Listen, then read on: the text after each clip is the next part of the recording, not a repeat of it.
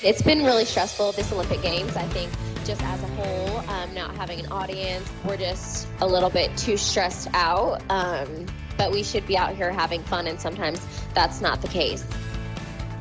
A bombshell from Simone Biles withdrawing from the gymnastics team event today, saying essentially her mind was not in the right place to compete. Tonight, we speak with a bronze medal winning Olympian. Have we entered a new era of athletes taking mental health breaks? Plus this. Once I turned in the claim, a very high percentage of my claims were appealed. Tonight, part two of a story you will only see here on the Donlin Report. The doctors hired to evaluate NFL players and recommend them for the league's concussion settlement, saying the league wasn't listening to them. One quit, another was let go. You'll hear their stories ahead. But first, a step backwards. Here we go again with masks, the CDC's new recommendation, and what it means for our psychological well-being. The Donlin Report starts right now.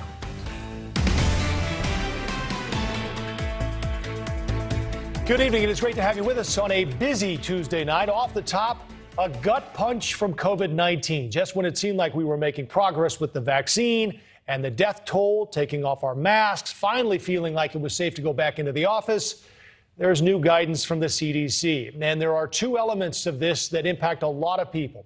First, and this is a significant change, the CDC now urging people to wear masks again where COVID is spreading, even if they're vaccinated. And based on our numbers, nationwide, nearly 2/3 of U.S. counties would qualify. Also, the CDC is recommending everyone in K through 12 schools wear a mask. Again, even if they're vaccinated. Director Rochelle Walensky made the announcement this afternoon, saying the Delta variant is showing every day its willingness to outsmart us and to be an opportunist in areas where we have not shown a fortified response against it. Seems like we were just discussing the possibility of not wearing masks on airplanes, but now we are moving in the opposite direction. The Delta variant blazing a new trail, targeting primarily the unvaccinated. It's clear to see areas with the lowest vaccination rates have the highest numbers of cases, but we are starting to hear about more breakthrough cases, too, people getting COVID who have gotten the shot. That was the draw, too. Get the vaccine and you'll be protected, and we are far more protected with it, no doubt. Certainly led the CDC to drop mask mandates, even indoors, for the vaccinated. We all remember how great that felt. With these new recommendations, will likely come, though, still more pushback from people who have fought vaccinations and masks from the beginning, and parents who have fought them in schools. For those who thought this was in our rearview mirror, a new reality. Here we go again, and that's where we start tonight. Joining me, Dr. Jeff Gardner, known as America's psychologist. And, Doc, we wanted to bring you in because we wanted to kind of get a status check on our psyche here. If this is because of the unvaccinated, what happened to the psychology of the messaging here? What went wrong? I think what happened was we started dividing ourselves up between the vaccinated and unvaccinated. And certainly when people feel that they're taking one side of an issue, there's nothing in between. The other part of that is a lot of people are coming out and saying, and even though statistically it is true, that the unvaccinated may have been the cause for the Delta variant, and therefore they were dying at higher numbers, getting higher numbers of this Delta variant, part of COVID. And I think as part of psychological reactance, a term that we use in my particular profession, that these people really believe that now you're pushing them to a place where they are going to fight back and now be even more obstinate with regard to getting vaccinated. Right. I mean, Doctor, we're hearing from people, even with loved ones who are dying, who are saying, I'm not going to get it, period. How do you get to people who are psychologically and deeply opposed to the vaccine? Well, you have to normalize it as much as possible. You have to portray consensus. In other words, let them know that no, they're not stupid. No, they're not rageful individuals, but that they have some valid concerns. We validate those things, but then also let them know that it really is going along with the rest of the country. Because you do have some people, Joe, who are saying, I wish I had gotten vaccinated, who are on their deathbed or in a hospital bed. And so we need to get that message out more than anything else. What about mistrust, doctor? It certainly remains a challenge in a lot of communities, especially people of color, the Black community. How do health officials explain this in a way that might, in the end, make a difference? Well, I think it really is about letting them know that they do understand that there are health disparities that come from medical mistrust, that there has been a medical apartheid for a very long time, and therefore members of the medical community must be able to come forward and say, we will make this up to you. We will start giving you equity in your medical care, but it does have to now at this point start with the vaccine. We understand you're angry, but now we have to meet in a place that we can help you. Let's talk about masks, doctor, before we let you go. What does this do to our collective psyche, knowing that we had taken them off, now we have to put them back on? A lot of people are saying, as you said, Joe, here we go again. I think a lot of people are frustrated, but part of that is that I believe we moved too fast with regard to taking off the masks. And the people who are much more cautious were the ones who are on the right side of history at this point. So no shame in your game. You can go back to wearing that mask. It's frustrating, but it really is about safety for yourself, but most importantly, safety for the community. And the kids. I want to get you on that, too. We're talking about Absolutely. schools as well. It's all combined. Listen, it's That's great right. to see from you, hear from you, Dr. Jeff Gardner, America's psychologist. We'll call on you again, hopefully on better times. Thanks, doctor. Thank you. Joining me now for more on this, News Nation's Marky Martin. Marky, wanted to add a little bit on this because we understand you've talked with parents who are now lying about their children's age, saying they're older than they are in order for the kids to get the vaccine. Yeah, it's kind of a fascinating thought or topic. And Joe, as you know, where it currently stands, only children who are 12 and older are eligible to get that double dose of the Pfizer vaccine. So you have a lot of parents with kiddos who are younger who are now having to say to themselves, okay, how do we navigate in best moving forward, right? Do we send them back to the classroom? Do we continue virtual learning? Do we do a hybrid of both of those options? I want you to first take a listen to this father down in Austin, Texas, who says he is considering lying about his 9-year-old daughter's age in order to get her protected. I weigh her safety versus the morality of making this decision. And to be honest, the morality of it doesn't weigh quite nearly as much as protecting my daughter. And we talked to a Dallas-based pediatrician about this very story today, and her advice to parents who might very well be having the same thought is don't do it. This is a bad idea. And also keep in mind those adolescent trials only included patients who were 12 years and older. And so she says her advice, parents, just wait till your child is at least of that minimum age, and also adding that a shot for the younger kids will come. It's just a matter of time. Marky, Joe? my first question when I heard about this was that wouldn't the doctor's office where they go clearly know the age of the child? Or if they go somewhere else to get the shot, don't they have to show like a birth certificate or proof of age? So, Joe, you bring up a great point, and this is actually very interesting. After some research today, it actually varies based on county. So, for example, here in Dallas County, health experts require you to provide that proof of age. Cities down like in Austin, where that father's from, it's kind of just the honor code. It's the honor system to provide that if you want to. So it just depends based on where you live. So something to mull over, to research, and to really think about before you're to make a choice like this, Joe. Another interesting angle for sure. Marky, thank you for your report tonight. Appreciate it. And we're going to get even still more on this now. Adam Boulware, one of the founding members of the Trump administration's Operation Warp Speed, joins us now. Adam, Warp Speed did things that we were really not sure could be done at the very beginning of this, turning around vaccines in record time. But the question at this point is, what good is it if people won't get it? Well, I think it's certainly been good in that a good number of people have gotten it. But, you know, the interesting thing about this story is people sometimes view it as partisan one way or the other. But taking vaccines and vaccine development has to be one of the most bipartisan things ever, despite the fact that people portray it different. So Operation Warp Speed, driven by the Trump administration. Not a lot of people know this, but everyone told us it was impossible. I was a founding member. We interviewed the 4 finalist candidates before we chose Moncef Slaoui to run it, and 3 of the 4 said it wasn't possible. Moncef was the only one that told us it was possible, just to give you a sense of what we were up against. So if you ask me, probably the greatest or one of the greatest accomplishments of the Trump administration is the successful development and acceleration of vaccines, where before, the soonest and the quickest a vaccine was developed was probably 2 years. Right. So, one, let's recognize the value there. And also recognize the fact that, President Trump was vaccinated himself and has been very clear about that. Then why is there the political divide on it, Adam? It's uncertain why the R versus D, the red versus blue. After all the work you've done, what would you say about the apparent political division with this? It's a funny thing how political waves go. I mean, I think about people that didn't get vaccines before. It was the left side of things, and in wealthy counties, and things shift left and right depending on dialogue and what's out there. I think what's important, and you saw Sarah Sanders, right. or her op-ed. I think it should be very clear. The president himself got it. The president's children have the vaccine. People in the administration, senior people, including me, we all have the vaccine. We took the vaccine. We developed the vaccine. So I think we've got to get it out of our heads that it's a left or right or Republican or Democrat area, because you see that this is a choice that shouldn't be oriented toward right. political or not. They work. Right. And for those who didn't see the op-ed, Sarah Huckabee Sanders calling it the Trump vaccine.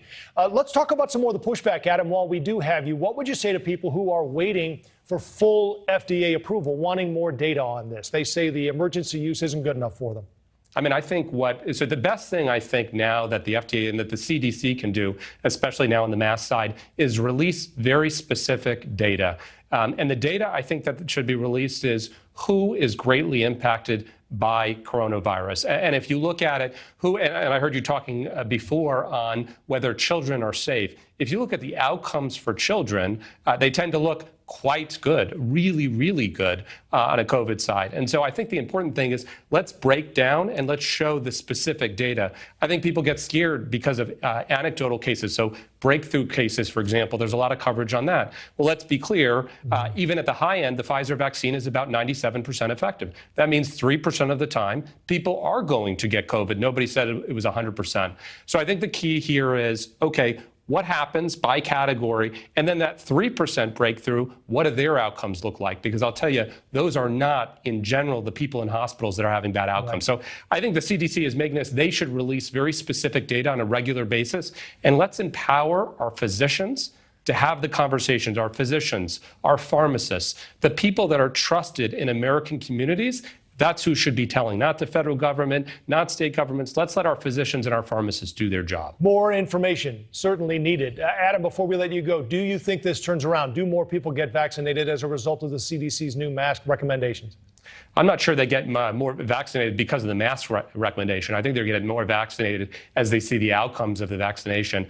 I mean, I do worry, obviously, on a mask mandate, it could create a disincentive. Now, I hope that doesn't happen, and I hope people do understand that your outcomes are phenomenally better if you get it with almost no adverse effects. So let's get the data out there to our docs, and I hope that people do follow that path. Fascinating insight from Adam Boulware, who worked on Operation Warp Speed. Thanks for your time, Adam. We appreciate it. Of course.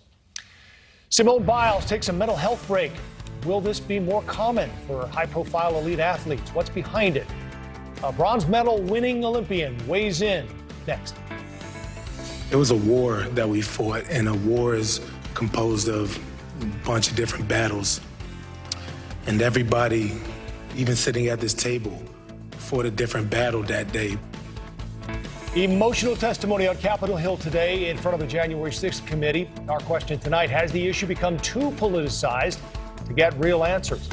And don't forget to follow us on social media at The Donlin Report on Twitter.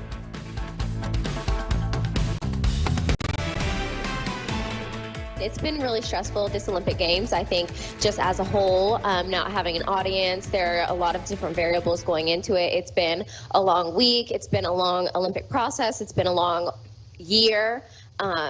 So just a lot of different variables, and I think we're just a little bit too stressed out. But we should be out here having fun, and sometimes that's not the case. That was Team USA Olympic gymnast Simone Biles, of course. Everyone was talking about this today. She withdrew from the women's gymnastics team event at the Tokyo Games, citing concerns about her mental health. Our friend Kelly Wells Brinkley joins us now, track athlete and bronze medal winner in the 2012 games. Kelly, I can only imagine how hard this was for her at this point in the games. I mean, she's there. The event was underway. They had already gone through qualifying. To say, I'm going to pull the ripcord, I can't do this right now. What was your response when you heard about this? I totally felt her. This has been a tumultuous time leading up to the games. You know, a 2-year wait. She is the most publicized athlete at the games, and the pressure has to be, you know, more than I could ever imagine. Yeah, and in this case, it isn't like it's something that you can cure in an hour, right? I mean, this isn't something you can get treatment for and put an ankle brace on and then go out and perform. You know, I actually commend her for making this decision, for knowing that I'm not my best right now. I can't do this. And in gymnastics, it's not like other sports. Like, she could die doing this. Right. She could hit a flip, land wrong, and, you know, just not make it. So for her to make this decision and then know that I can give someone else this chance to step in and compete, you know, I commend her, and I think that it's very honorable. Yeah, I was thinking the same thing, Kelly, because she, as I understand it, she altered a vault in midair. And to your point, at this level, considering what they're doing, not only how difficult it is physically, but how dangerous it is, if your mind's not in the right place, it can be disastrous and potentially career-ending. Absolutely. One misstep, one arm out of place, you know, your mind just not being in the right place. I was a hurdler and I fell and broke my arm when my mind wasn't in the right place. And just imagine that she could fall on her neck, her head, right. Anything could happen, you know, so athletes are people too. We compete at the highest levels, and everybody gets a sick day. Everybody has an off day. And it just so happened that hers happened on one of the biggest stages she could imagine. Kelly, how wasn't your mind in the right place? I'm curious. I was exhausted, tired. I think I might have been arguing with my coach. You know, there was just a lot of factors going on. And I'd been doing it for so long, and it was in the Olympic year. And then the build up to the Olympics of knowing, like, I have to do this. I have to compete well, or everyone's going to be disappointed. And that's a lot of you putting yourself in that position of, I think that everyone's going to be disappointed, and instead of knowing that everyone's going to be proud of my biggest accomplishment, no matter what. Well, and it also happened to you in 2008 at the Olympic trials when you tore your hamstring and came back 4 years later to win your bronze. What was that like to go through emotionally and mentally? It was a lot leading up into it. And I don't know if people know this, that my finals race was actually in the same race or the same lane that I tore my hamstring in. So it's, you know, it was a big mind trick of, you know, getting past that hump of, you know, doctors telling me that you could never realize your dream, and then it being right there again, and then me being in the same lane on the same track on the, you know, just the same atmosphere. So it was just a lot of pressure leading into that race before the gun went off. I can remember feeling like I had to throw up and sweating just because this is do or die. I knew I was at the age of, okay, we're either going to do this or get off the pot. So I had to figure that out. Kelly, you and I have talked about the documentary, The Weight of Gold, off air, and I know we've both talked about the impact that had on us. So share with our viewers what it means to these athletes when you've trained for years and years, and how much pressure is on you when it comes down to a 30-second or 1-minute performance that can literally alter your life. You know, my race was 12.48 seconds. That is you can't even make it to the refrigerator and back in that time. So to know that all of the training that I've done for my whole life, it's not just 4 years, people. It is your whole life, sacrifice, missing weddings, births, you know, putting off, you know, your own weddings, your own life for this one moment in time where the world has stopped. The world has stopped in watching the Olympics, and you want to compete at your best. And you just have to pray and hope and wish that you have done all that you can to be ready at that moment. And that's a scary thing, to think that one misstep, one wind blowing the wrong way, something happening could derail my entire life. And I might not be here talking to you today. Not to mention the stresses and the anxiety these athletes have today with social media. Oh my gosh, I could not imagine. You know, Instagram was just coming around when I was competing. Twitter was there, but the pressure of feeling like you have to post everything, you have to have lives, you have to have stories. It's like, I cannot imagine that feeling of, you know, knowing that everyone is watching, and there's different modes of how they're watching. They're not just watching on TV. They can type in my name, and I'm on every social media there is. So our coach did a wonderful thing and made us turn it down for a while to get focused and get ready, because you have people that are supporting you, but then you have people that are not so supportive and not so nice. So I tell people all the time, during this Olympics, if you're going to send that mean tweet or that mean comment, refrain. We are people too. We have moments and we read those comments, and people have done terrible things to themselves for less. So give people grace, have some compassion, and enjoy it for what it is. It's a sport, and it's just supposed to be something fun and to bring everyone together. Beautifully said. Hey, we just have a couple seconds left, Kelly. Simone Biles is still eligible for the individual events. Do you think we see her in a couple of days? I don't know. I don't think so. I think that she's just tired, tapped out. She's been through a lot mentally, emotionally, physically. So I think she's going to sit this one out. All right. Kelly Wells Brinkley, again, it's always great to have you on the program. Thanks for your insight. We've got 10 meters left. Lydia Jacoby, the 17-year-old from Alaska, is putting on the surge of her career. And Lydia Jacoby is going to win gold for the United States. That was the moment. Team USA Olympic swimmer Lydia Jacoby won gold in the 100-meter breaststroke, making history for Alaska as the first Olympic swimmer to come from that state. The 17-year-old said she really had no idea she would touch first, making the look on her face as she saw her name on the scoreboard, a moment to remember from these Tokyo Games. And we have dramatic video, too, of what we're about to see in our next segment. A mob attacking an off-duty firefighter who was out walking his dog in New York. But we do have some positive news on crime from America's biggest city, and we'll get to that ahead. Plus, up next, breaking down an emotional day on Capitol Hill, and will anything beyond partisan politics come out of the January 6th hearings?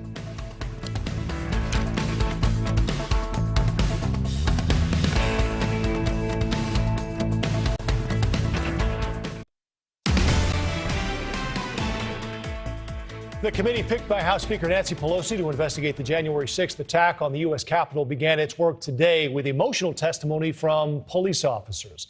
We begin with some highlights from the committee's first hearing, including testimony from Washington, D.C. police officer Michael Fanone. On that day, I participated in the defense of the United States Capitol from an armed mob. These rioters were organized. They were ready for a fight, and they came close to succeeding. I heard chanting from some in the crowd, "Get his gun," and kill him with his own gun. There is a difference between breaking the law and rejecting the rule of law, between a crime, even grave crimes, and a coup. I was electrocuted again and again and again with a taser. When a threat to our constitutional order arises, as it has here, we are obligated to rise above politics. The indifference shown to my colleagues is disgraceful. NewsNation's Washington Bureau Chief Mike Vaquera joins us now. My criticism from rank-and-file Republicans is that this committee is stacked and that it can't be fair. Not much politics today, but a lot of emotion. Well, a lot of emotion, and anybody who spent time in this building, Joe, and I don't care if you're a member of Congress, a staffer, or a reporter like me and the dozens of others who were here that day, including our NewsNation staff out on the East and West Front, documenting all of this, it's hard not to be moved and even outraged still when you see those images that were played at this hearing. Look, politics is part of everything that happens here. Politics is in the marble and the granite that's surrounding me at this moment. Politics is a dispute resolution mechanism in American politics. And if politics were working properly in this country right now, I think you could argue that January 6th never would have happened again. So yes, there are politics. That's why Kevin McCarthy, the Republican leader, and other Republican leaders tried to steal a march on this hearing, going out before cameras before the hearing started today, blaming it all on Nancy Pelosi. That's why some of the leading conservatives who back President Trump, Paul Gosar, Marjorie Taylor Greene, Louis Gohmert, marched down to the Department of Justice today to try to draw attention away from the proceeding today and demand a release of members of the mob that are jailed in connection with what happened on January 6th. So it is the beginning of a long and torturous process here to try to find out exactly what happened on that day, and more importantly, what were the events, the underlying causes that caused those people to come and try to invade the Capitol and disrupt the constitutional process. Mike, Joe? we didn't hear much about former President Trump, but Representative Liz Cheney did bring him up with one of the Capitol police officers testifying. Let's listen to this clip and we'll talk after. You hear former President Trump say, quote, "It was a loving crowd. There was a lot of love in the crowd." How does that make you feel? It's upsetting. It's a pathetic excuse for his behavior, for something that he himself helped to create. So, Mike, the harshest words aimed at the former president seem to come from the two R's on this committee, not much from the D's. Is that, do you think, by design? I think it's by design, simply because Democrats are sort of laying the premise, laying the predicate for what's to come later. They wanted to clear the stage, if you will, and let these officers tell their very compelling, their gripping testimony about what they went through, the physical abuse, the mental abuse, the verbal abuse, the racial abuse that they testified and recounted to the hearing today. Yes, Liz Cheney is being held up as a hero in some very unlikely quarters now among Democrats, as is Adam Kinzinger. But make no mistake, Democrats ultimately are going to bring this around to President Trump and lay it at his doorstep. Joe? Mike, quickly, do you think we, in the end, get to some conclusions here or no? It's hard to say, really, because there is subpoena power on this committee. They can try to bring some of the central players here, including Republican members of the House, to try to testify to see if they had some role in helping these insurgents in the days leading up to January 6th. But it's hard to say at this point whether those people will even agree to testify. It could end up in court. Whether or not anybody in the Trump administration will agree to testify, I think that's still up in the air, Joe. All right, NewsNation's Washington Bureau Chief, Mike Vaccaro. Mike, good to see you. Thanks. Okay, thanks, Joe. Now to crime and a drive-by shooting in Detroit caught on camera by police. A passenger in the blue sedan here, you'll see, pull out an AR-15, according to a news report, and then fires. That's the site Deadline Detroit. It's reporting this. The police, however, do not ram the car or pull out their weapons. Instead, they took off after clipping the blue car's bumper. The man in shorts who ran away in the video was shot in the leg. It's unclear why police didn't pursue the people in the car. Detroit police say they are investigating. Meantime, in part because of drive-by shootings like that, 73% of Detroit residents favor more police on the street, with a majority also opposed to defunding the police. And in New York, a mob attacks an off-duty firefighter who was out walking his dog. That man with his Labradoodle confronted the group, many of them teenagers, about the illegal fireworks they were setting off. And then, as you'll see in the video obtained by the New York Post, the man is attacked. He tries to fight back, but before he is ultimately beaten in the head with a glass bottle. With that, though, let's bring in Zeke Arkham, active police officer in New York. Zeke, despite some of the images here, we want to show you some numbers before we start the conversation. This month compared to last year, murders in New York down almost 46%. And in Chicago, they're down 11%. Certainly good news. So can we call this a trend, Zeke? I don't know if I would call it a trend just yet, because if you actually look at the year-to-date numbers, Chicago's actually up. New York is just about the same. So, I mean, I'm glad that it's down for the last 28-day period. I'm not sure if I'm going to call this a trend just yet. Although defund the police has proven to be very unpopular and has been a massive failure anywhere it's been implemented. And people want change. People want to feel safe again. People want to be able to walk down the street, walk their dogs without getting attacked like we just saw. Yeah. So hopefully it continues to go down. I'm not going to call it a trend just yet. Well, you talk about walking down the street. We do want to show another video that you've probably seen making the rounds from Brooklyn, and it's disturbing here. A 68-year-old grandfather on a bike beaten and robbed. Zeke, it seems like a lot of these crimes are isolated in a way that unless police are right there at the time, they're almost impossible to stop. What's the answer from a policing standpoint on some of this we're seeing? Well, any cop driving by this gentleman in the gray with his hood up in the middle of July, when it's 85 plus degrees outside, normally they would have been stopped. Normally, any trained police officer would have stopped this guy, identified him, or followed him. But I think in modern policing now, no cop wants to be known as as being prejudiced against someone. They don't want to have that kind of attention on them, so they probably would have left them alone. Also, with defund the police, with lesser police out on the street, without plainclothes units in New York, it's hard to pinpoint these kind of crimes. That's the problem with defund the police. The people that need protection, the people that need to feel safe, aren't going to feel safe because the resources aren't there. All right, Zeke, before we go quickly, we're running out of time. You venture into politics a lot. Let's take politics out for a minute and just get your response to what you heard from those police officers who testified today on Capitol Hill.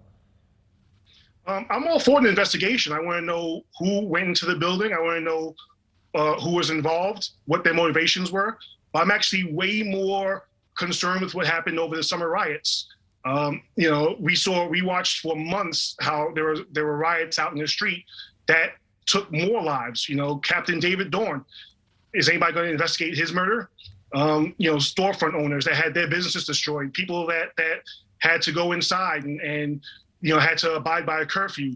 I'm way more interested in that. January 6th was 2 hours, and it was a hard 2 hours. It was a bad 2 hours. It was 2 hours. We had months of riots. There will be a lot of officers surprised to hear you say that, Zeke, compared to the video that we've been watching of those officers today and on the 6th. You're okay with that?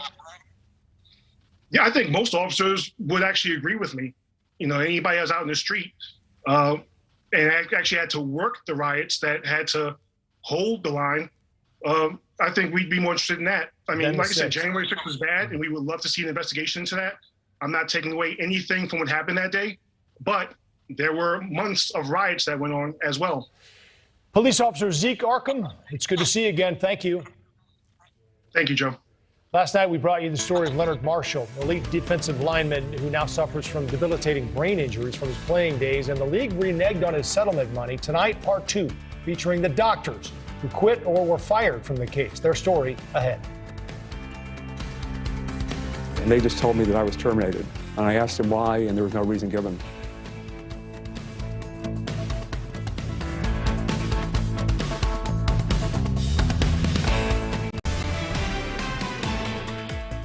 Last night, we heard from the patient. Tonight, it's the doctors. It's the first of a 3-part exclusive series last night.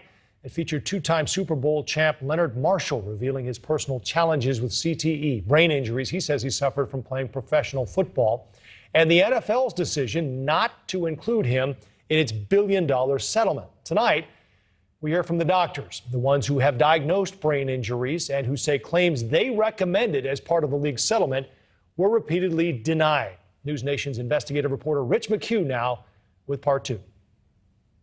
Well, I'm a board-certified neurologist. I've seen thousands of patients with a mild traumatic brain injury for 40 years now. In 2017, the settlement companies the NFL hired to administer the NFL concussion settlement contracted Dr. Randolph Evans, a board-certified neurologist in Houston, to examine former NFL players and determine if they have cognitive impairment. I examined 395 retired players, and what I found was that approximately 30% had cognitive impairment. By the standards that were created in the settlements, those players should be receiving compensation. Yes, I felt they met the criteria for cognitive impairment and should have received compensation. But Dr. Evans says that's not what happened. A very high percentage of my claims were appealed. Why were your claims appealed? The NFL hired a very expensive New York law firm who disagreed with the reasons for my claims. For example, if somebody is driving, they would say that somebody could not have cognitive impairment, which is factually inaccurate. About 1/3 of people with Alzheimer's disease drive. So the lawyers, who are not doctors, are making false claims about medical issues. Then they terminated his contract. What did they tell you? They just told me that I was terminated. And I asked them why, and there was no reason given. We asked Brown Greer, the firm managing the settlement, why they terminated Dr. Evans from the program. In response today, they told us, Brown Greer terminated Dr. Evans' MAF physician contract because his diagnosis did not comply with the settlement's injury definitions. But in an appeal filed by the NFL, a footnote mentions Dr. Evans and says they terminated him based on his, quote, questionable methodologies, disregard for program rules, and refusal to cooperate or even discuss things with the claims administrator. What's your response to that? It's not true. I follow the program rules, which again were changing during the 1 year that I was in them. I had numerous discussions with the program administrators because the rules were confusing. They grilled me. I was on the phone with them numerous times. I explained why the methodologies were confusing because this is not something that we use in clinical practice.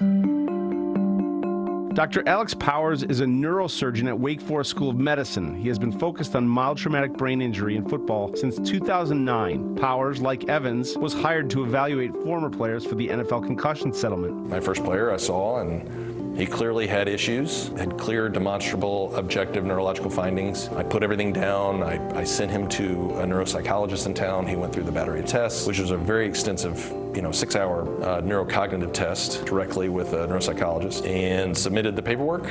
Powers said he did his work objectively and the process worked. Then I get an email back and said, hey, we need more documentation on this. And I said, sure, and I filled that out. Then I got another email, hey, we need more documentation on that. And I was like, this is a little odd. And then his attorney reached out to me and said, yeah, he's denied. Dr. Powers was taken aback. I was just trying to be as objective as possible. And you have an independent person saying, yes, they qualify for that based on your rules. I was then shocked to find that they wouldn't accept it. Powers says it happened again and again and again. When the fourth one came back saying that they don't qualify and they wouldn't talk to me about it, then I was like, well, my job here is done.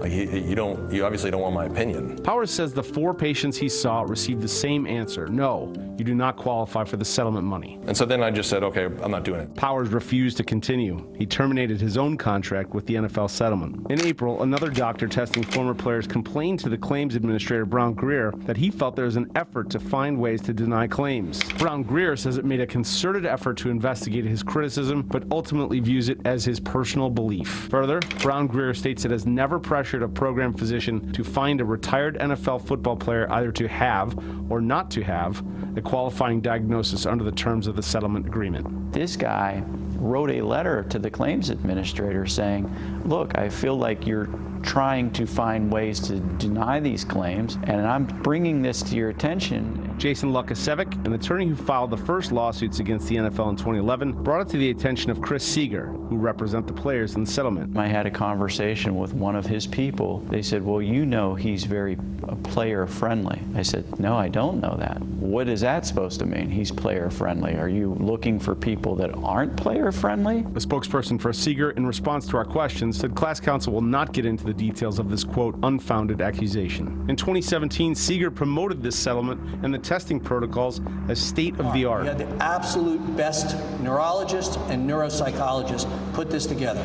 The absolute best.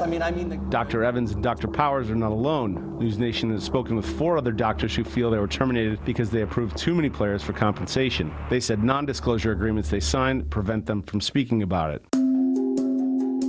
Dr. Robert Stern, a prominent Boston University psychologist and researcher, wrote a 60-page affidavit slamming the settlement for a number of reasons. Because it excludes CTE, that the test battery is not appropriate for evaluating whether these former players have these diseases, that the algorithm used is arbitrary, non-standard, and not supported by any scientific literature, and ultimately that it will deprive persons with documented cognitive deficits of compensation. The NFL settlement is based upon junk science. If knowledgeable neurologists and neuropsychologists designed evaluations to figure out who has cognitive impairment related to repetitive concussions, this evaluation would not be the way to do it. The original document is very clear about if this player qualifies for this, and if this is your medical opinion, this is the outcome. It was very clear, and that is not, in fact, what happened. The problem is that neurologists and neuropsychologists are being asked to administer a legal settlement to determine cognitive impairment. In the 7 years since the settlement was created, NFL reports 20,558 registered class members, just over 3,200 claim packages received, less than 1,300 players have been paid. In your experience and medical opinion, is this settlement process fair? No, I don't think it's been fair to the players. I've had many players who I feel have cognitive impairment where the claims have been denied and they still haven't been paid. But again, as a neurologist who's been doing this for 40 years, and I think speaking on behalf of many of my colleagues in neurology and neuropsychology, this settlement is based upon junk science. Rich joins us now. That's a powerful statement and two powerful interviews with these doctors, which makes you wonder what motivation would they have to be anything but objective.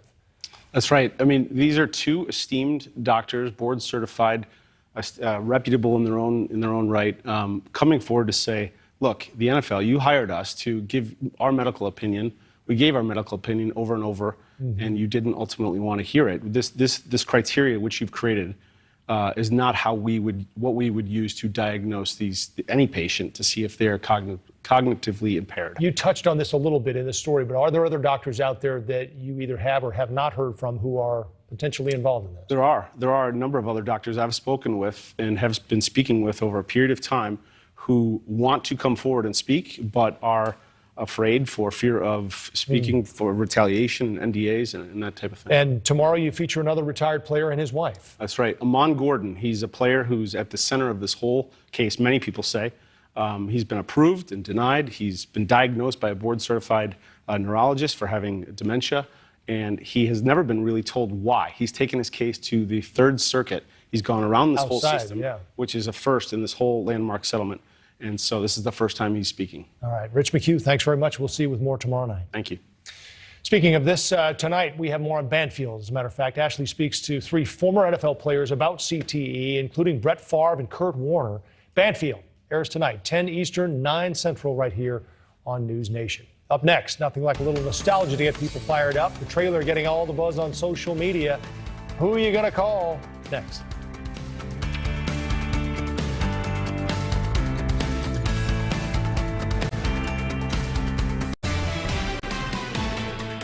A question on the way out tonight. If there's something strange in your neighborhood, and if there's something weird and don't look good, who are you going to call? You know, Ghostbusters, and they're coming back. But it won't be the original gang featuring Bill Murray, Dan Aykroyd, Harold Ramis, and Ernie Hudson, or maybe we should say Venkman, Ray, Spengler, and Winston. No, the 5th installment coming out later this year looks to a future time. But as those creative Hollywood writers often do, the new movie features some of the same problems from the past. But don't worry, some old friends are coming along for the ride too. From the Ectomobile, that's the car, to Zool, the Stay Puft Marshmallow Man, and we can only hope Slimer as well. He's in the middle there. Personally, I did watch the original, but I must have been busy during all these sequels. My producers sort of made me do this when they loved it. But don't forget, there's a lot of buzz around this new trailer which dropped today, and we have a sneak peek for you right now too. Egon came out here for a reason. Are you troubled by strange noises in the middle of the night? Do you experience feelings of dread in your basement or attic? Have you or any of your family ever seen a spook, specter, or ghost?